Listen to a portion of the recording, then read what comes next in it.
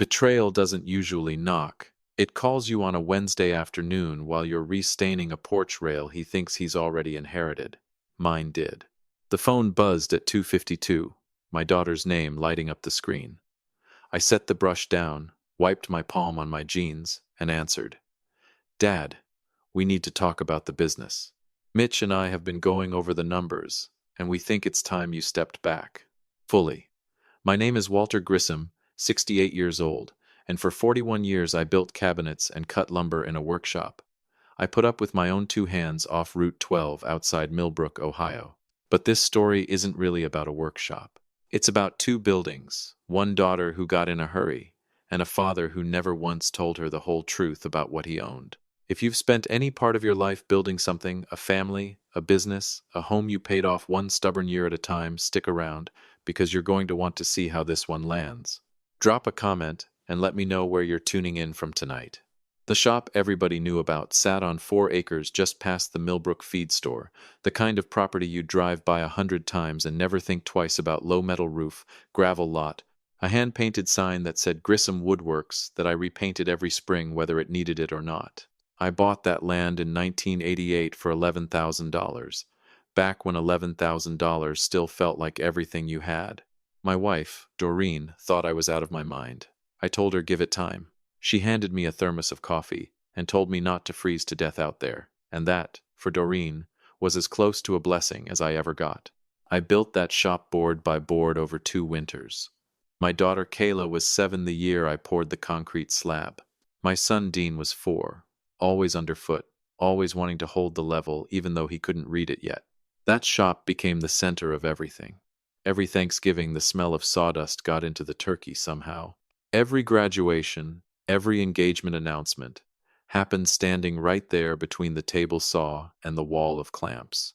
When Doreen got sick in the winter of 2016, I moved a recliner into the office corner so she could sit and watch me work while the chemo did what it did. She passed that April. After that, the shop wasn't just a business anymore. It was the last room in the world that still smelled like her perfume mixed with pine. What I never told either of my kids, what I never told a living soul, except one man, was that 8 months after Doreen's funeral, I bought a second piece of property. But we'll get to that. By last year, Kayla was 34, married to a man named Mitch Farrow who sold commercial real estate, and had a way of talking about opportunity cost at the dinner table like it was a personality. Dean was 31, easygoing, the kind of son who agrees with whoever spoke last because keeping the peace mattered more to him than being right. I loved my children. I want that said plainly, right up front, because nothing that comes after changes that fact. But I'd watched Kayla shift over the years, slow, the way a fence post leans before anybody notices it's leaning. She started asking about the business's future at Christmas. Started mentioning Mitch's real estate contacts a little too often. Started talking about my retirement like it was a project she'd already scheduled. I noticed. I didn't say anything. Not yet. That Wednesday call had been building for 2 days, and I hadn't seen it coming. Not really. Not until Kayla called on Monday morning, with that tone in her voice, the rehearsed one, the one she used to use in high school right before she told me she'd wrecked the car. Hey, Dad. Got a minute? Too casual. Kayla, you never call before noon. Yeah, well, she cleared her throat, and I knew that sound. I'd known it since she was 14. Mitch and I have been talking. About the shop. Here we go. Okay, I said. About what, exactly? The business. Dad, you're 68.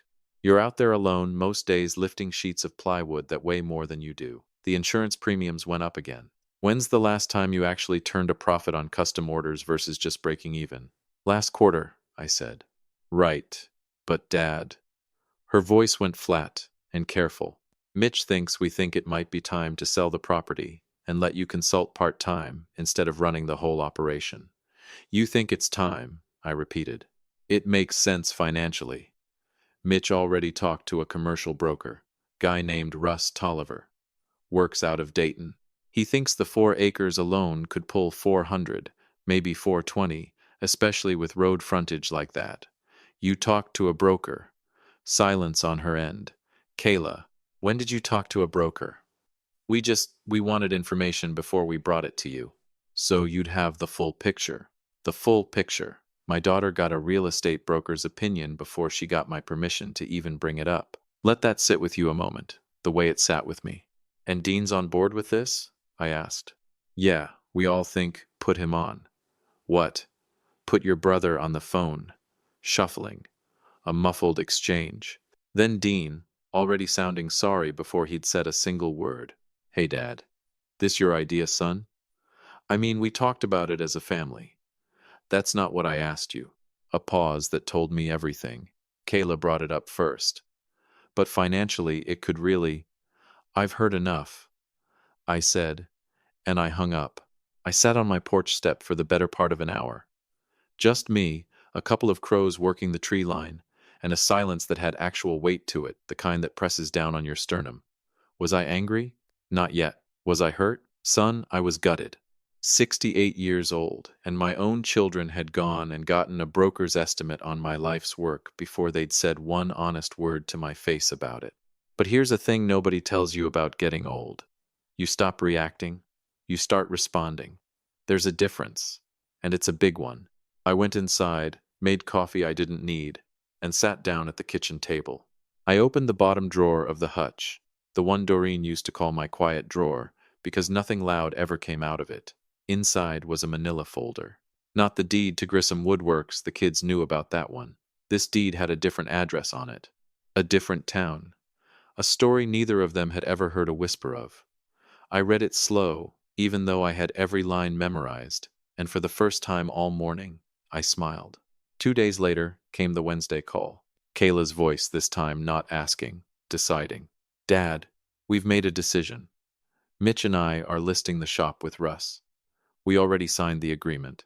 We think it's best if you're fully retired within 60 days. A short pause, and then, colder. We're moving forward whether you're comfortable with it or not. I let the silence stretch just long enough to feel uncomfortable. Then I said, Kayla, which property do you think I'm standing in front of right now?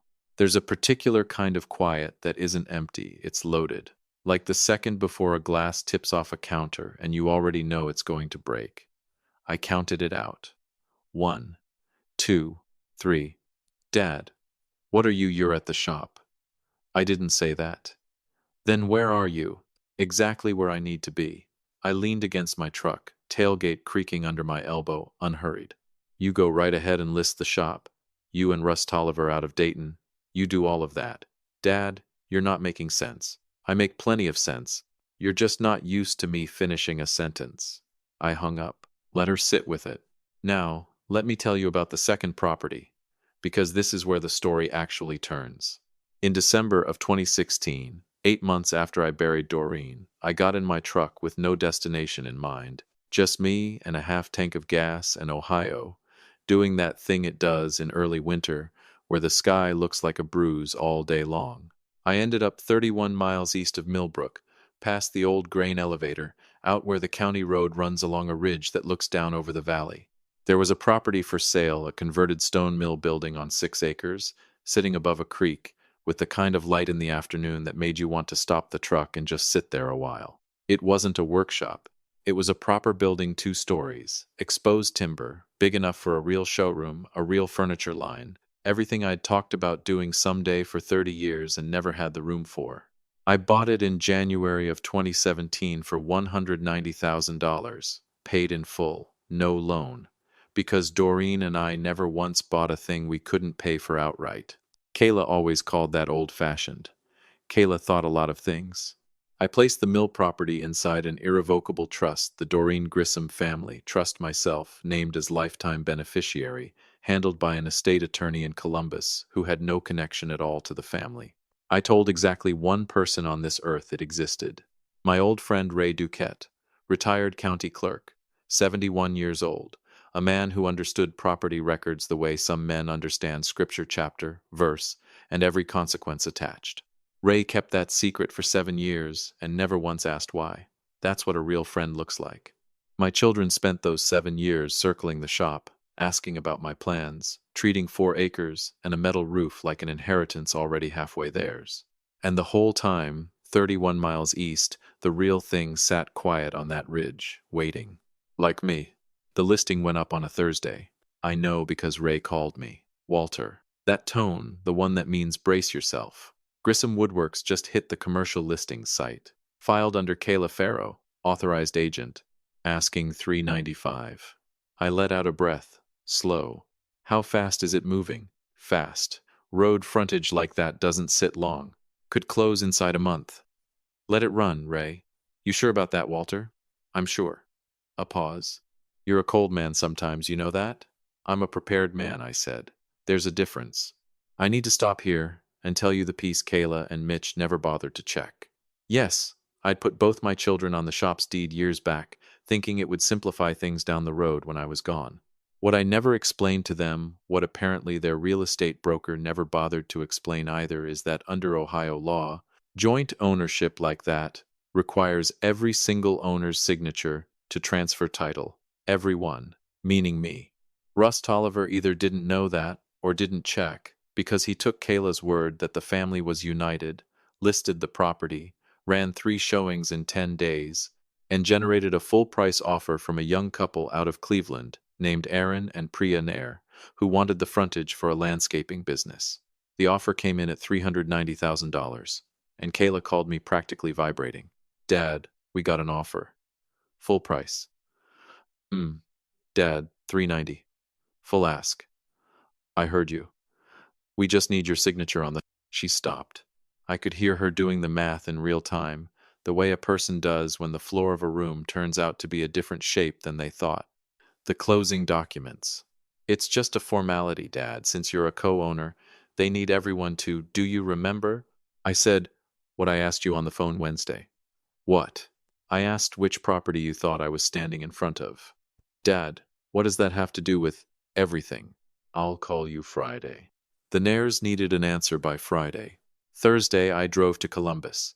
11 o'clock appointment with my attorney, a sharp, unhurried man named Desmond Okafor, who enjoyed a well-built legal surprise the way other men enjoy a good ball game. I laid it all out, the listing, the offer, the deed structure, Kayla's phone calls, all of it across his conference table. He leaned back, fingers steepled, looking at the paperwork the way a man studies a chessboard 3 moves from checkmate. Walter, he said slowly, they listed a property they legally cannot sell without you. Correct. And there's a buyer sitting at full price, waiting on a closing date. Correct. And your daughter called your signature a formality. Her exact word. A small, precise smile. And the mill property. Irrevocable trust. Recorded January of 2017, unreachable. He nodded. So what do you want to do, Walter? I folded my hands. I want it to go all the way to the closing table. I want Kayla to shake that young couple's hand. I want Dean standing there in his good jacket. I want Russ Tolliver to lay his folder out on the table like he's already won. I paused. And then I want you to make one phone call. He studied me a long moment. You planned this, he said. I planned for the possibility, I corrected. There's a difference. He laughed, actually laughed, and reached for his legal pad. All right, let's talk about that phone call. The closing was set for a Tuesday morning, 9 a.m., at a title company in Newark, Ohio. Clean office, decent coffee, the kind of place where a great deal of money changes hands with very little ceremony. Kayla called twice over the weekend to confirm I'd be there, once to ask if I needed directions. Directions. 40 minutes from my own house. She thought the old man was losing his grip. I told her I'd be there. I was there 15 minutes early. Kayla walked in 3 minutes before 9, hair done, wearing a blazer I'd never seen. Mitch trailed a step behind her, already talking on his phone about something else entirely. Dean came in last, hands in his pockets, eyes moving around the room the way his eyes always moved when he was uncomfortable. The Nairs were already seated. Aaron had the handshake and energy of a man who'd been looking forward to this for weeks. Russ Tolliver sat at the head of the table with his folder, brisk, efficient. The title officer, a woman named Carol Denny, had her documents stacked and squared. I sat in the corner with my coffee. Kayla saw me and visibly relaxed, the tension dropping out of her shoulders. Dad, she said, crossing the room, hand out. Glad you made it. I shook it. Wouldn't miss it. So we're good? We're good, Kayla. I said quietly. Carol Denny opened her folder. Russ uncapped his pen. Aaron Nair leaned forward. Ready. My phone buzzed. A text from Desmond. Ready when you are. I stood up. Every head in the room turned. Walter? Carol said. Is everything... I apologize, I said, calm as a Sunday. There's a call I need to take. My attorney needs to speak with someone in this room. Specifically, I looked directly at Russ Tolliver. You. He blinked. Me? You. Kayla half rose from her chair. Dad, what is sit down, Kayla? Something in my voice landed different than she expected. She sat. I stepped into the hallway, called Desmond, and 30 seconds later walked back in and handed Russ my phone. I watched his face change as Desmond spoke on the other end. Watched the color drain out of it. Watched the pen lower to the table. Watched the exact moment a man realizes the deal he built is standing on nothing. Russ said 4 words into the phone. Say that again. A pause. Then nothing. He handed the phone back and looked at Kayla, not at me. Mrs. Farrow, he said carefully, this closing cannot proceed. Aaron Nair's chair scraped back. I'm sorry. What? The property cannot transfer without unanimous consent from every listed owner, fully documented and verified. Russ's voice was controlled, but his jaw had gone tight. There's a structural issue that should have been caught before this ever went to listing. Should have been caught at listing. That's the professional way of saying this is your fault. Kayla turned toward me slowly, the way a person turns when they already know what they're about to see. Dad. I picked up my coffee, took my time with it, let the silence do its work. You know what your mother used to tell me? She said, Walter, you think 10 steps ahead, and you never tell a soul. She meant it as a complaint. I set the cup down. Turns out it was a compliment. Dean put his face in his hands. Priya Nair had her hand on Aaron's arm, and Aaron already had his phone out, calling his own attorney. Russ was staring at his folder like it had personally wronged him. And Kayla just stared at me, my oldest child, 34 years old in a blazer, that still had the fold creases in it. What did you do? She whispered. I let the first real smile I'd had in weeks come up slow. Kayla, I said, we haven't even gotten to the mill yet. She didn't know about the mill. Nobody did. And that right there is where everything changed. If you've made it this far, drop your thoughts below, hit that like button, and make sure you're subscribed, because this next part is the reason I'm telling you the story at all. The room went from a closing to something closer to a crime scene in under 4 minutes. Not the kind with tape and flashing lights. The quieter kind, where everyone slowly understands that something has gone badly wrong, and the only question left standing is who's going to answer for it. Aaron Nair was on his feet now, Priya's hand still on his arm the way a wife's hand goes there when she's trying to keep her husband from saying something that ends up quoted in a lawsuit. I want to understand, Aaron said, measured. Are you telling me this doesn't close today? Carol Denny looked like she wanted to fold herself into her chair and disappear. Mr. Nair, there appears to be a co-ownership issue. We've been under contract 3 weeks, Aaron said. We paid for the inspection. The survey. My wife already picked paint colors. Aaron, we drove up here twice. Russ Tolliver raised both hands. Mr. Nair, I completely understand your frustration, and I assure you we're going to get to the bottom of what? Aaron said, turning to him with the flat expression of a man doing arithmetic he already hates the answer to. Is that you listed a property you didn't have the legal right to list? Nobody said anything for a moment. Russ opened his mouth and shut it again. Kayla hadn't moved. She sat with her hands flat on the table like it might hold an exit for her somewhere. Dean sat beside her, hands folded, staring at nothing in particular, a man who'd followed someone else's directions right off the end of the pavement. I stayed in my corner. I didn't gloat. I didn't stand up and make a speech. I drank my coffee, because the story wasn't finished, not by a long stretch.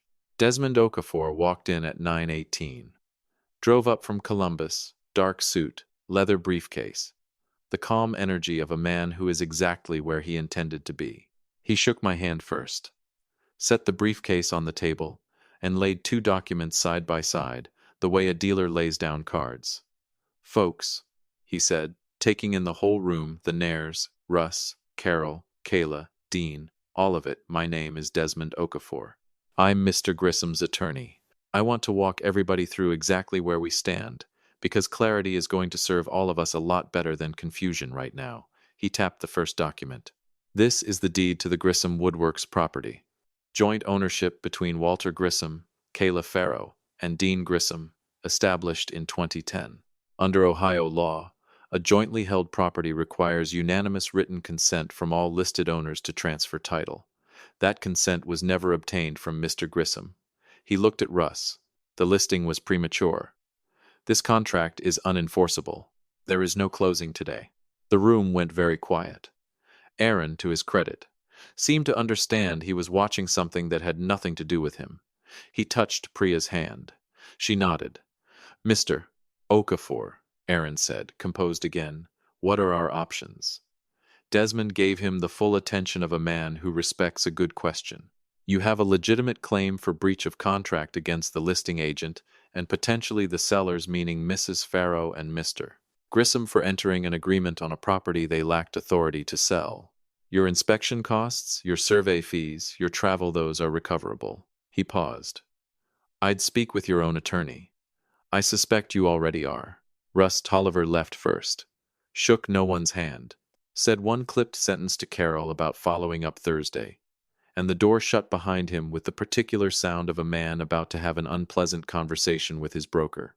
The Nares left next, Aaron stopping at the door to look at me, not at Kayla, not at Russ, at me.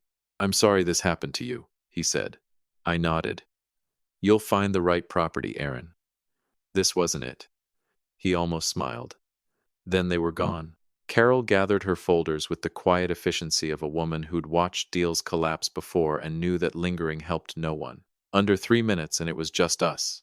Me, Desmond, Kayla, Dean. Desmond caught my eye, and I gave him the smallest nod. He excused himself to the hallway and shut the door behind him with the quiet click of a man who knows a room needs to be left alone. Kayla spoke first. So that's it. You let it get all the way here. You let us list it, let us get an offer, let us sit at this table, in front of strangers. Yes, you could have stopped it the day I called you the first time. You could have just said, Kayla, you can't sell that without me. I could have. Why didn't you? I leaned forward. Because you needed to see it. Not hear it, see it. All the way to the end. I held her eyes. You hired a broker before you asked your father's permission. You signed paperwork on a property with my name on it. You gave me 60 days to get out of the last place your mother ever sat and watched me work. I let that breathe. What exactly did you think was going to happen, Kayla? She didn't have an answer. Sit down, Dean, I said, gentler, because he'd half stood without meaning to. He sat.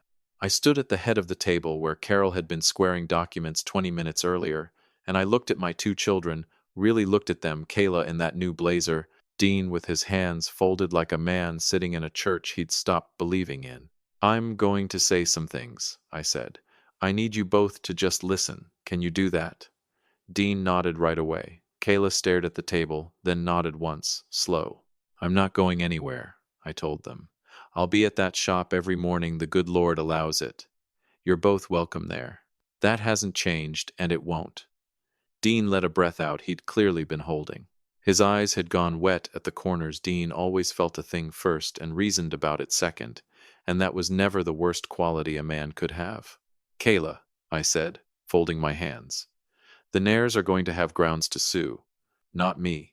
Not Dean, though his name might get pulled in depending how their lawyer builds it. Mainly you, because you're the one who signed the listing agreement. You shook Russ's hand. You entered a contract on a property you didn't have unilateral authority over. I paused. Desmond thinks their claim inspection, survey, travel, legal fees land somewhere between $15,000 and $22,000. Her jaw tightened. That's not a catastrophic number, I said, but it's not nothing either. And Kayla, I waited until she looked up. Mitch is going to have questions about where that money was supposed to come from. Something moved fast across her face, like a shadow passing. He already thought this was done, I said. He's already got ideas about that $400,000 in his head, doesn't he? She said nothing, which was its own kind of answer. That conversation's yours to have, I said. I won't get in the middle of your marriage, But I want you to understand something. Every consequence sitting in front of you right now has your name on it. Not mine, not your brother's. Yours. Because you moved first, and you moved without ever asking the one person whose name was actually on that deed. I turned to Dean. I know you didn't start this, I told him. I know your sister came to you with a plan already half built, and you went along with it because that's what you do, because disagreements always felt like a personal attack to you, and your sisters never made it easy to push back. He exhaled, shaky. But son, you're 31 years old. You're not 4 anymore. Standing in the shop doorway, waiting to see which way your sister runs before you follow her. You knew this wasn't right. I could hear it in your voice on that first phone call, and you went along with it anyway. That matters. I know, Dad, he said quietly. I know. Good, I said. Then what I'm about to tell you won't come as much of a surprise. I reached into my jacket and set a single folded document on the table between us. I didn't unfold it yet. Both of them looked at it like it might bite. I spent yesterday morning with Desmond, I said. We made some changes. Kayla's eyes came up slow. What kind of changes? The kind a man makes when he realizes he needs to be a lot more deliberate about what he leaves behind. I kept my voice even. The shop, the property you listed, the one you handed strangers a folder about without my knowledge. I had the deed restructured. It's held solely in my name now. Both your names are off it, recorded at the county courthouse as of yesterday afternoon. Dead silence. Dad. Dean started. It's done, I said. You wanted it sold so badly. Now you can't, because it isn't yours to sell. It never really was. The paperwork just finally agrees with that. Kayla's hand curled slowly into a fist on the table, not aggressive. The way a hand curls when a person is absorbing something that physically hurts. And, the mill, I continued, the Doreen Grissom Family Trust. I've updated the successor beneficiary designation. I unfolded the document at last, and slid it to the center of the table where they could both see it without reaching. Ray Duquette's granddaughter runs a nonprofit out of Cincinnati that trains veterans in furniture making and skilled trades. When I'm gone, the mill and everything in it goes to them. The air seemed to leave the room slowly, not all at once, like a tire losing pressure. Two people realizing at the same time that the thing they'd circled for years, the thing that had them calling brokers and signing paperwork and giving their father a 60-day deadline, was never going to carry either of their names. Not now. Not ever. Kayla stood and walked to the window, same view of the parking lot she'd been avoiding all morning. A non-profit, she said, flat. A non-profit, I confirmed. Dad. She turned around, and here's where I want to be careful about what I actually saw on her face, because it wasn't rage. It wasn't the sting of being caught. It was something rawer than either of those. Something I hadn't seen since she was 16 and had wrecked something she couldn't fix. I didn't think it would go this far, she said. I know you didn't. I thought the insurance, the maintenance, you're out there alone. I thought we were helping. Kayla. My voice stayed gentle, but it didn't move an inch. You got a broker before you asked your father. Whatever you tell yourself about your intentions, that's the plain truth of what happened. A person trying to help asks first. Dean was crying quietly now, not loud about it. Dean never did anything loud. Just 2 slow tracks down his face he didn't bother wiping. Is there anything left? Kayla asked, and she asked it the way a daughter asks, not the way an heir asks. For just that second she wasn't 34 in a new blazer. She was 7 years old with sawdust on her sneakers, watching me smooth concrete on a slab that didn't exist yet. Lord, it's something what time does to people. What fear of being left out does to grown children who used to just hand their father nails. I looked at my daughter a long moment, and I laughed. Not a big laugh, not a cruel one, not a man gloating over something he'd won. Just a quiet one that starts somewhere down deep and comes out slow. The kind Doreen used to say meant I knew something nobody else in the room had figured out yet. Kayla recognized it. Her eyes changed. Good. She needed to be paying attention. I leaned forward, folded my hands one last time. Kayla, the mill was appraised last month. You want to know what the appraiser came back with? She didn't answer, just waited. $640,000. The number dropped like a stone in still water, and I watched the ripple move across both their faces. That building, I said, slow, giving every word room to land. The one you never even knew existed. Sitting on a ridge, 31 miles east with light in the afternoon. That'll make a man believe in something again that was going to be your inheritance. Both of yours. Split even, the way your mother would have wanted. Silence, the kind with physical weight to it. You were about to sell the shop for $390,000, I said. Split two ways. That's $195,000 each. I let that number sit right beside the other one, so they could feel the gap between them. You threw away $320,000 to chase $195,000. Dean made a sound that wasn't quite a word. Kayla made no sound at all. She just stood at that window and did the math she should have done before she ever picked up the phone and called Russ Tolliver. I wasn't hiding that mill to get back at either of you, I said quietly. I bought it because I needed something that was still mine, something that still felt like your mother, something nobody could put a number on. I paused, but I always meant for it to reach you eventually. When I was gone, when it was time, all you did was get impatient and rush a clock that wasn't yours to rush. And in doing that, you changed where it was headed, entirely. I buttoned my jacket. $640,000. I said, one last time, not to twist anything further, just so it would be real to them. Fully real, the way a consequence has to be before it means a thing. That was going to be yours. Hope it was worth it. I picked up my coffee, cold now, and drank it anyway, then set it down and slid the document back into my jacket pocket. You're still my children, I said. Both of you. That doesn't have a deed. Nobody can list it or sell it or sit at a table and take it off me, but it's got to be earned back.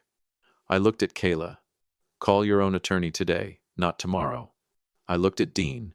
And you go home and sit with what you learned about yourself today. Don't run from it. I walked toward the door. Dad. Dean's voice cracked at the edges. I stopped, turned back. We're sorry, he said, and he meant both of them. I saw Kayla's shoulders drop, just slightly. At the window, her version of agreeing, her version of sorry. I nodded once. I know you are, I said. I know. Desmond was waiting in the hallway, leaning against the wall like a man with nowhere more important to be. How'd it go? Like it needed to, I said. We walked out into a flat gray Ohio morning. I sat in my truck a minute before I turned the key, then drove east, past the grain elevator, past the stretch of county road where the trees start closing in over the light, 31 miles from Millbrook, and pulled the gravel drive up to the mill, just as the afternoon sun came in low and gold across the creek. I sat on the timber porch a long while, just me, the water, and the kind of quiet that costs nothing and means everything. Doreen, I thought, you'd have had plenty to say about all of this. You'd have shaken your head at Kayla and felt every one of Dean's tears and told me I was too calculated for my own good. Then you'd have handed me a thermos of coffee anyway.